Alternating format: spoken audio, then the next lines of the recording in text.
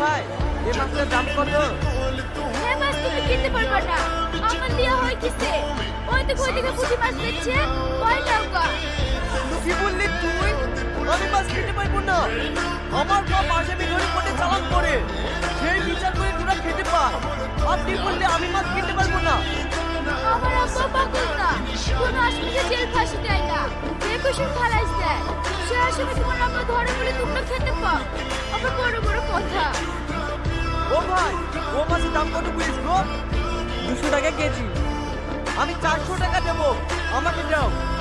তোর খুব টাকা জোর হয়েছে না, আমি 600 টাকা দেবো। আমি 2000 টাকা দেবো। আমি 5000 টাকা দেবো। আমি 10,000 টাকা দেবো। এই তুমি চুপ করো। এ ভাই, মাছের দাম জিজ্ঞেস করছো লোকে? এই মেয়েটা। ঠিক আছে, এই মাছটা মেয়েটাকে দিয়ে দাও। এ ভাই তুমি দাও তো। Thank you.